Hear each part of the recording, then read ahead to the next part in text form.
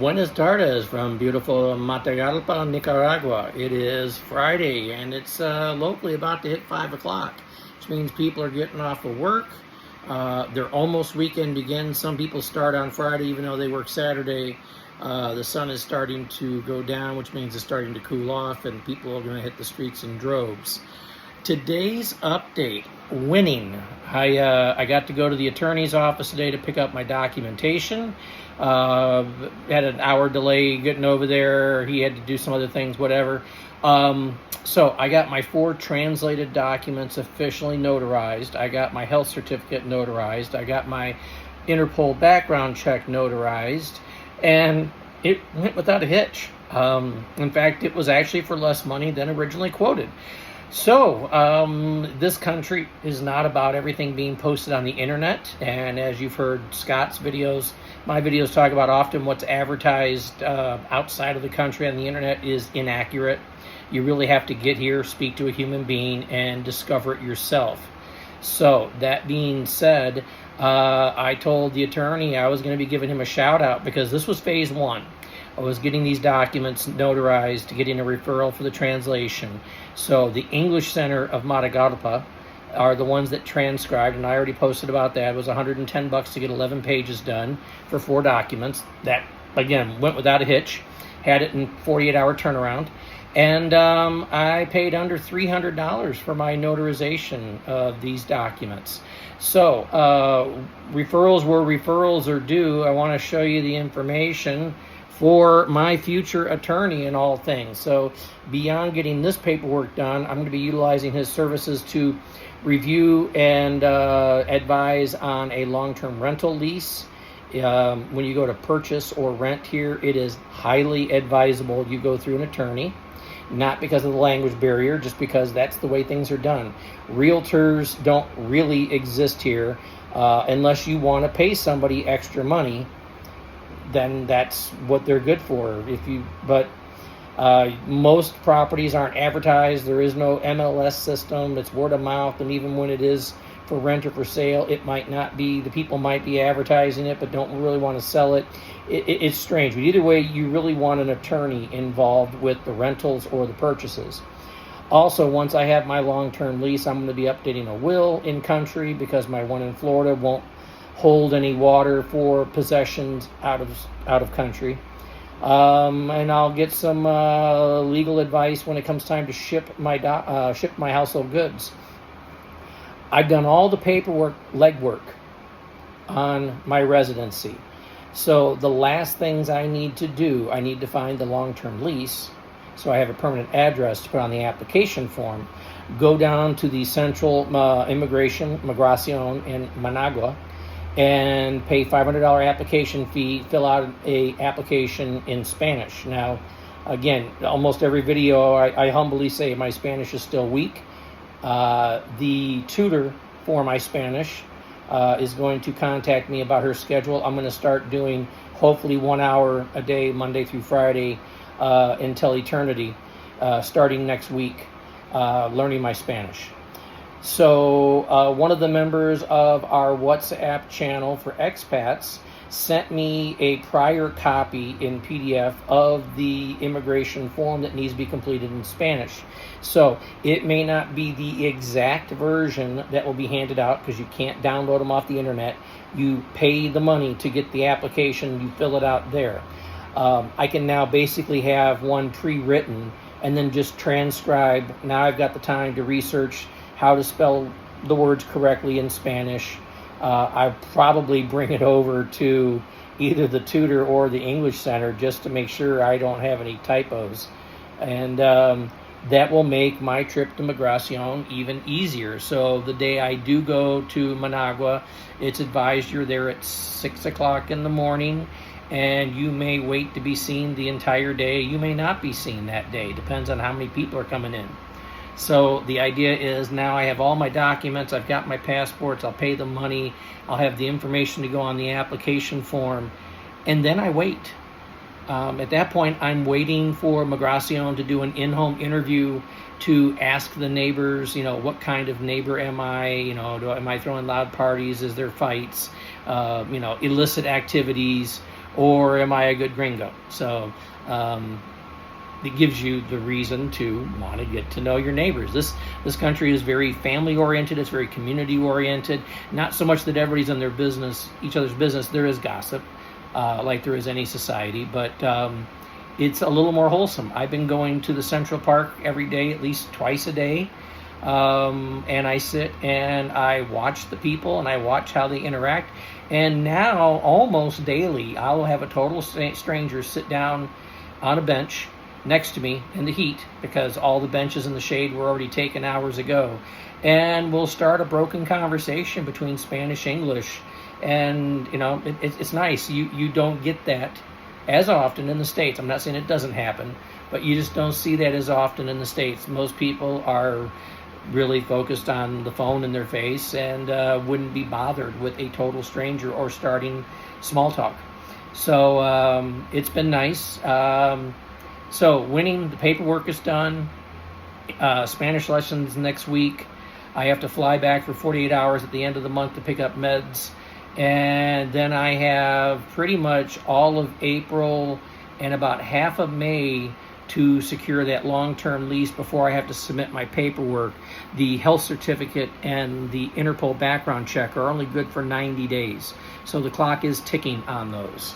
That still gives me till the middle of May to submit. So I've said it before, if I can find the long-term lease by May 1st, which is 6 weeks out, then I'm in luck. I've got that permanent address. I could start taking my household goods that I have with me, the extra luggage. I could start securing it there. I am booked until June 17th at the Airbnb that I go over to on Tuesday. Now that I had to postpone my trip in June by a week, I was going to hit the owner up to see about extending a week, but I may very well and hopefully have my long-term lease by then, so I don't want to pay for that and then have to cancel. Hopefully I will be canceling the last month and get into my long-term lease, which will be primitive at the get-go. I'm going to grab a $70 air mattress from the Price Smart, which is like Costco. There's almost no hope that there'll be appliances, so I'll have to buy appliances. So I've been looking in the region. There's a couple people putting their feelers out. I'm looking at regions to the north and the northeast of town, where there is a little more upscale, but not hoity-toity. There is private security, more modernized homing. But I did get a referral for one on the southeast end of town that would be very affordable. A 2-bedroom, 1-bath with a small kitchenette, tiny living room, but it's just me, that I could sign for $200 a month. I don't know what utilities, if any, are included in that, but even if utilities aren't included in that, the electrical, water, internet, all that would maybe be another $100, max $200, and then I'm spending $400 a month on an apartment, where in the States you couldn't touch one for $1,500. So yeah, I'm looking at that 1-year lease. My goal right now is to spend less than $500 a month on the rent, figuring I'll spend less than $250 on high-speed fiber optic internet, electric, water, sanitation, things like that. And then I am ahead of the ballpark. If I'm only paying $500 a month rent, at the end of the year I only spent $6,000 on housing, which means I can save money towards the purchase or a greater long-term rental. I'm not hell-bent to buy or build yet. It really depends on how things work out. You find very quickly you can have best laid plans, but until you're here, until you actually walk the community, until you talk with people, until you start emulating and you start assimilating, you really don't have a good picture of what life will be like here, because what you find on the internet is a sliver of what somebody else wanted you to see. And that means they had an agenda. And my videos, Scott's videos, there is no agenda. I just want to give more accurate information for people, dispel a few myths, and just document my experience. So That being said, I wanted to show. I've made mention of the Salvation hotel room that I got when the Granada scam occurred. To their credit, Verbo did get me my refund in less than 48 hours. They offered me a credit for future use. Hopefully I don't need to use any more Airbnbs in the future, but it was nice that they offered that. And my buddy Ron, that you saw in the video when we went to Interpol the second round, told me that he's got a few clients that had the same thing happen through them. So that's unfortunate that those scams are occurring. It happens, and it's targeted towards North Americans coming here, because people, and normally the scams are from other North Americans. They know how much money North Americans have, and they have a good idea of how much they can siphon off of them before there's a noticeable problem. And also, if you just got here, you don't have the resources of who you talk to when things went bad. I want to show you this room. So it is a small room. We're gonna flip that around. So here is the bed. Obviously I'm sitting on. I'm gonna show you. Here is the bed stand. That is the only ventilation in the room. There is no central air down here. A bunch of my luggage. There is the window that's open at night to try to get some cross air, or at least siphon some of the hot air out of the room into the hallway, where there is no direct ventilation, but the hallway is noticeably cooler at night. I have to take my Cork synthesizer, the one that I got out of Hawk from Adwana, and I push it in front of the door. Since I told you I already had a little kid that tried to work the lock, this window was open. He tried to climb through the window, and he saw a half-naked Luke in his face, and I don't think he'll do that again. But again, tiny room. So here was the bathroom. And as you find out here, people take multiple showers a day due to the heat and the sweat. So it's understood you're going to sweat. You're going to sweat a lot. Until you get acclimated to it, you'll sweat. Then you'll sweat less, but you're still going to sweat. But yeah, this is the 80, 90 square foot room that I got. 13 nights for less than $400 with a free breakfast included. It meets needs. So again, you can go full luxury, but in Matagalpa right now, we are at the height of coffee production, which I had mentioned before. Picking is mostly done in a lot of areas, but people are bringing their crop in to dry, sort, bag, and ship, and that's one of Matagalpa's main industries. So there's a lot of people visiting from wherever. And there's not a lot of vacancies in the hotels. If you look like at the Airbnbs, you can rent a room with someone, which I wasn't totally opposed to, but if my Spanish was better, I'd feel more comfortable about sharing a room in somebody's home. The money is obviously going directly to the owner. That's great. It's nice that somebody's opening up their home to total strangers. That's nice. I don't feel comfortable yet. In the future, I'll probably take hostels. Hostels aren't what people think they are in the States. They're not giant communal rooms. You can find those, but they're not the norm. Scott had a video a couple months ago, showed a 2-bedroom bath kitchenette hostel they had when they were going down to Costa Rica. So they're very inexpensive rooms. They may or may not have food access on property, but they'll have all the resources listed at the desk of where to go, what to do. A lot of backpackers come through here and utilize those. So yeah, documents are done. One more thing, the biggest stuff off the list.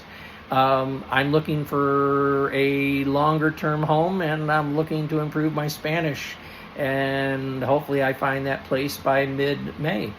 So I got some blisters on my feet from all the walking I'm doing. I'm averaging about a 5K a day or more, and it's not flat. You are hard-pressed to find flat land, and even if the land was flat, the sidewalks are not level, even. The road, you have to watch your feet.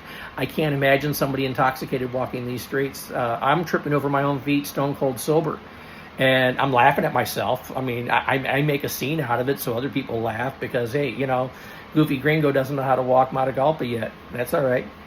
But yeah, that's my update. I wanted to share that information. So I want to give you the information on the attorney, and I'm going to flip the camera around here.